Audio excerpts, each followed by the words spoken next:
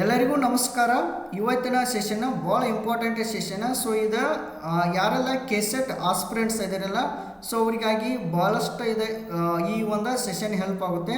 So ಇಲ್ಲಿ ನೀವು ನೋಡ್ಬೋದು 22/8/2025 ಕೆಸೆಟ್ ಎಕ್ಸಾಮನ್ನು ಅನೌನ್ಸ್ಮೆಂಟ್ ಮಾಡಿದ್ದಾರೆ, ಅಂದರೆ ನೋಟಿಫಿಕೇಷನ್ ಮಾಡಿದ್ದಾರೆ. ಈ ಒಂದು ವರ್ಷದಲ್ಲಿ ಯಾರೆಲ್ಲ ಆಸ್ಪಿರೆಂಟ್ಸ್ ಇದ್ದೀರಲ್ಲ ಕೆಸೆಟ್ ಎಕ್ಸಾಮನ್ನು ಕ್ಲಿಯರ್ ಮಾಡಬೇಕಂತೇಳಿ, ಸೊ ಅವರಿಗೆ ಇದು ಒಂದು ಬೆಸ್ಟ್ ಅಪಾರ್ಚುನಿಟಿ ಅಂತ ಹೇಳ್ಬೋದು. ಸೊ ಈ ಅಪಾರ್ಚುನಿಟಿಯನ್ನು ಮಿಸ್ ಮಾಡೋಕ್ಕೆ ಹೋಗ್ಬೇಡ್ರಿ, ಒಂದು best opportunity.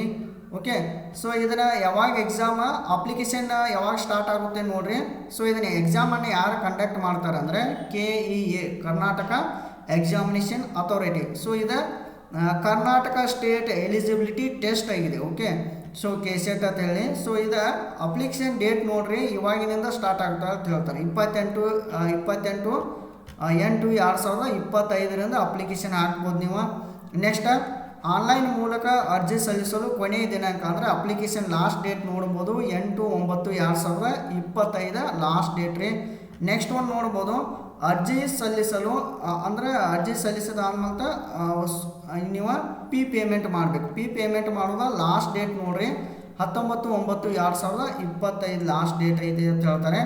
Next hall ticket ಯಾವಾಗ ಜನರೇಟ್ ಆಗುತ್ತೆ ಅಂದರೆ ಹಾಲ್ ಟಿಕೆಟ್ ಬಿಡ್ತಾರೆ ನಿಮ್ಗೆ 24/10/2025 ಹಾಲ್ ಟಿಕೆಟ್ ಬಿಡ್ತಾರೆ. ನೆಕ್ಸ್ಟ್ ಪರೀಕ್ಷೆ ದಿನಾಂಕ ನೋಡ್ರಿ 2/11/2025. ಸ್ವಲ್ಪ ಇದನ್ನ ನೋಟ್ ಮಾಡ್ಕೋರಿ.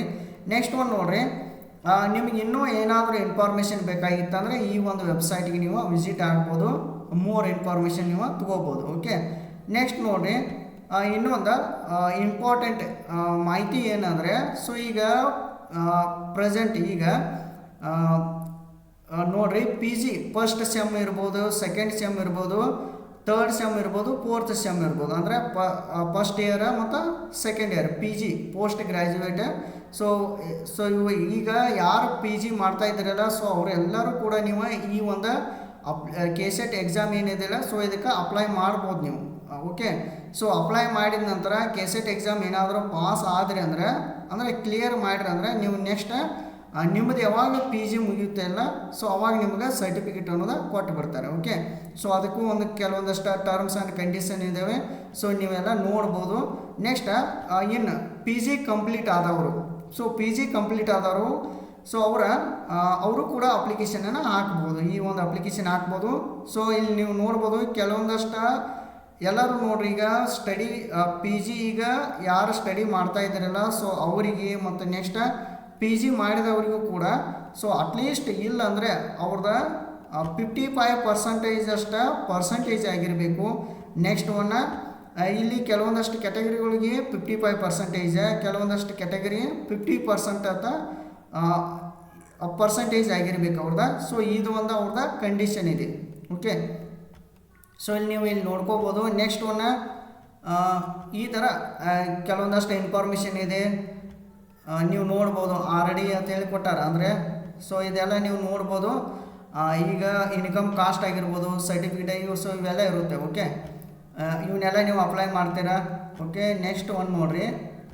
ಸೊ ಇನ್ನು P ನೋಡ್ರಿ ಯಾವ ಥರ ಇದೆ. ಫಸ್ಟ್ ಎಕ್ಸಾಮ್ P ಕೆಲವೊಂದಷ್ಟು ಅಭ್ಯರ್ಥಿಗಳಿಗೆ 1000 ಇದೆ, ಕೆಲವೊಂದಷ್ಟು ಅಭ್ಯರ್ಥಿಗಳಿಗೆ 700 ಇದೆ. ಓಕೆ, 1000 ಮತ್ತು 700 ಇದೆ.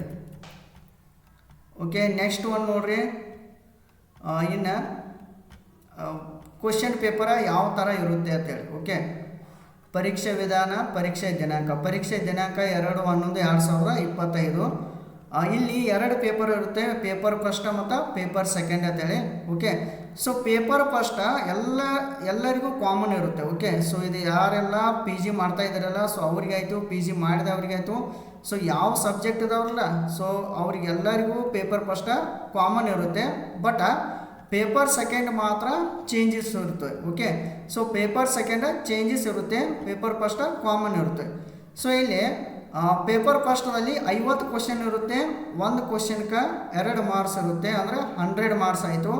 ನೆಕ್ಸ್ಟ್ ಪೇಪರ್ ಸೆಕೆಂಡ್ಗೆ 100 ಕ್ವಶನ್ ಇರುತ್ತೆ, 100 ಕ್ವಶನ್, ಒಂದು ಕ್ವಶನ್ಗೆ 2 ಮಾರ್ಕ್ಸ್ ಅಂದರೆ 200 ಮಾರ್ಕ್ಸ್ ಆಯಿತು. ಸೊ ಈ ಥರ ಇದು ಎಕ್ಸಾಮ್ ಇರುತ್ತೆ, ಎಕ್ಸಾಮ್ ಪ್ಯಾಟರ್ನ್ ಇದೆ. ನೆಕ್ಸ್ಟ್ ಟೈಮ್ ನೋಡಿರಿ 3 ಗಂಟೆಗಳ ಟೈಮ್ ಇರುತ್ತೆ, 10 ರಿಂದ 1 ಗಂಟೆ ಅಂತ ಹೇಳಿದ್ದಾರೆ.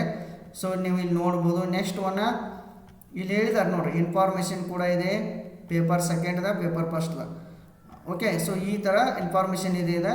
ನೆಕ್ಸ್ಟ್ ಒನ್ ಇಲ್ಲಿ ಟರ್ಮ್ಸ್ ಕಂಡೀಷನ್ ಇದೆ, 40%, 35% ಅಂತಿದೆ. ಸೊ ಪತ್ರಿಕೆಯಲ್ಲಿ ಕೆಲವೊಂದಷ್ಟು ಅಭ್ಯರ್ಥಿಗಳು ಮತ್ತು ಇನ್ನು ಕಟ್ ಆಫ್ ಕೂಡ ನಿಲ್ಲಿಸ್ತಾರೆ, ನಿಮ್ಗೆ ಗೊತ್ತಾಗುತ್ತೆ ನಂತರ. ಸೊ ಈ ಥರ ಇದೆ ಇನ್ಫಾರ್ಮೇಷನ್ ಇದೆ, ನೀವು ನೋಡ್ಕೋಬೋದು. ನೆಕ್ಸ್ಟ್ ಒನ್ ಇಲ್ಲೆಲ್ಲ ವಿಷಯಗಳು ಕೊಟ್ಟಾರೆ ನೋಡ್ರಿ, ಇವೆಲ್ಲ ವಿಷಯಗಳಿಗೆ ಎಕ್ಸಾಮನ್ನು ಕಂಡಕ್ಟ್ ಮಾಡ್ತಾರೆ. ಅಂದರೆ ಟೋಟಲ್ ಆಗಿ 33 ವಿಷಯಗಳಿವೆ.